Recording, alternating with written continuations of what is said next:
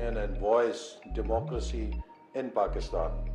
I especially welcome our other guests who are here from Germany and the entire FES team for putting up great effort and work.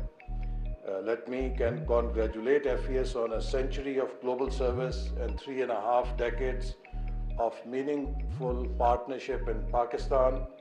This celebration is not just of years, but of values that have endured: social justice, democracy, and solidarity. For 100 years, FES has stood at the heart of social democracy, affirming that progress must rest on dignity in work, fairness in opportunity, and voice in public life. In Pakistan, FES has been a steady partner in democratic development, supporting parliament, civil society, labor rights, and youth leadership. It has created spaces for dialogue and tolerance, helping keep civic bridges open even in moments of political polarization and, as I said, martial laws. These efforts align closely with our national reform and growth vision, Uran Pakistan, built around 5 E's: exports, E-Pakistan, energy and infrastructure, environment and climate change, and equity and empowerment. Both FES and Uran Pakistan share the same belief that policy must translate into performance and that democracy must be judged by the lives it improves. Democracy does not survive on slogans. It survives on representation that is real, accountability that is visible, and services that are felt. We cannot wait for perfect conditions. We must advance step by step, incrementally when we must, boldly when we can. Let me highlight 3 key areas. 1, representation at every tier. We need to revitalize local governments with predictable financing and clear mandates. And this still remains a challenge in Pakistan, and to me is the biggest challenge for democracy, that we do not have a very functional 3rd tier of democracy in Pakistan. And unless we truly have empowered local governments, democracy can never fully serve the electorate and cannot perform to its full potential. Strengthen Parliament's committee system and ensure women and youth leadership is genuine, not token. 2, hardwired accountability. Digitize public procurement and campaign finance disclosures.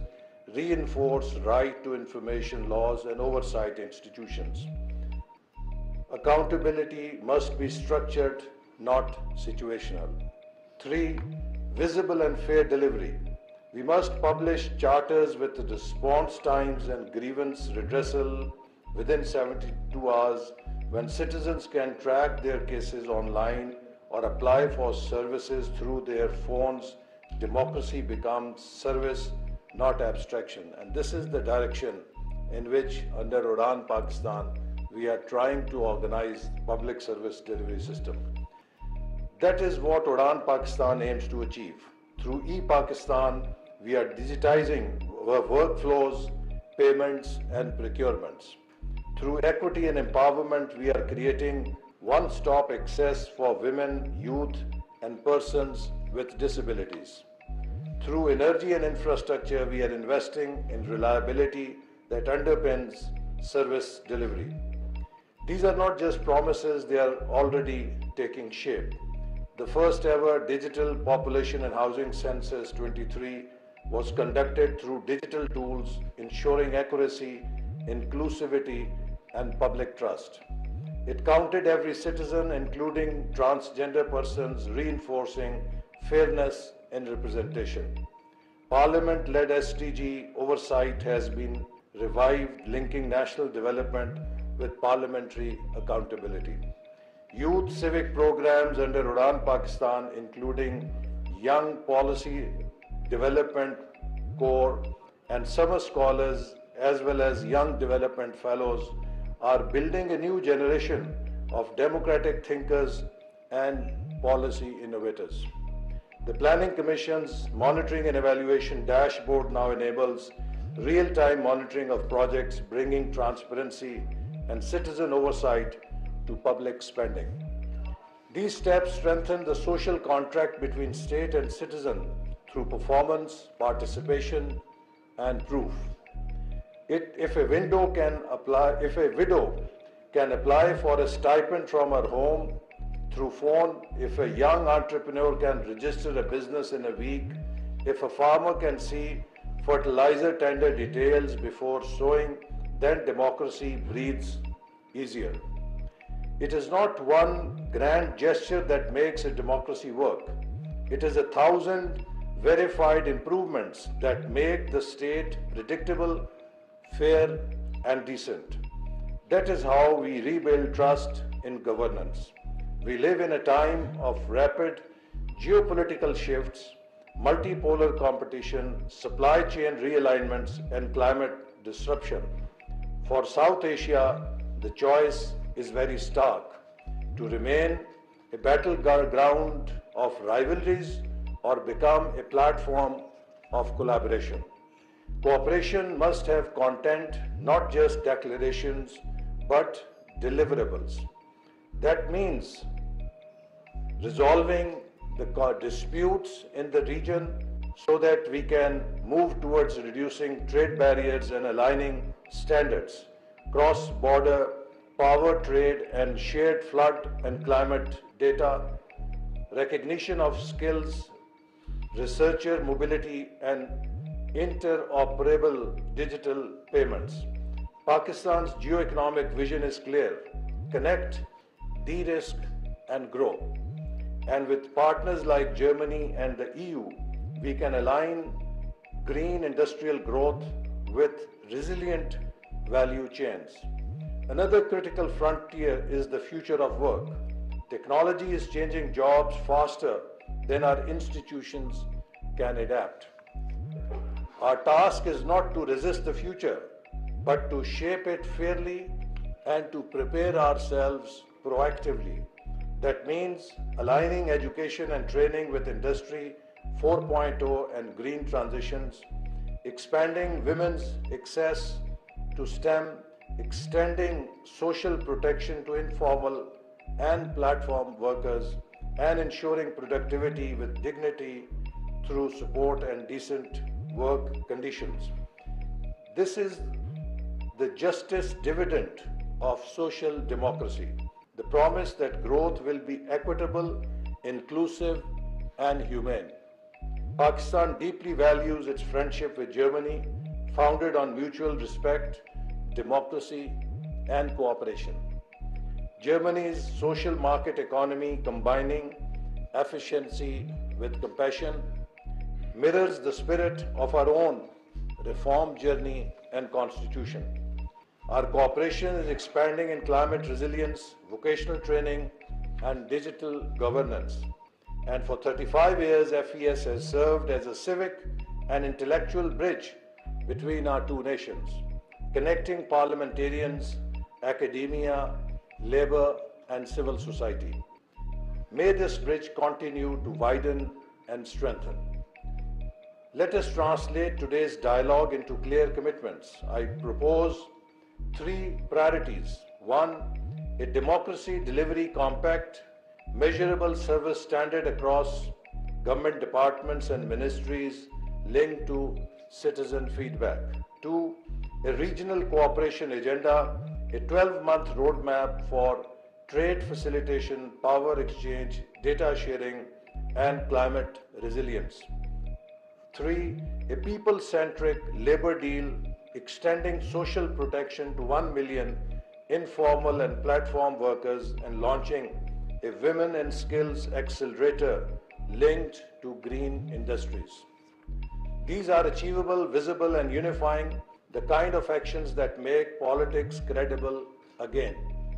As we celebrate 100 years of FES and 35 years in Pakistan, let us honor this legacy not by nostalgia, but by nerve.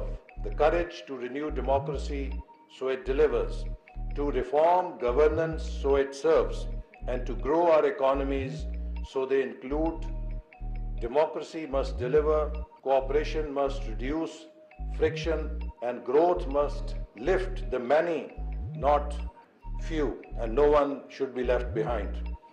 With partners like FES and with our national mission Uran Pakistan, we can turn this vision into reality, keeping faith with our citizens' aspirations for dignity and justice and opportunity. And in the end, I would also say that I think another very important area is that we all need to set up some kind of an ideas lab to see and study the present crisis of democracy. Democracy, as we know, evolved in 20th century in an industrial age.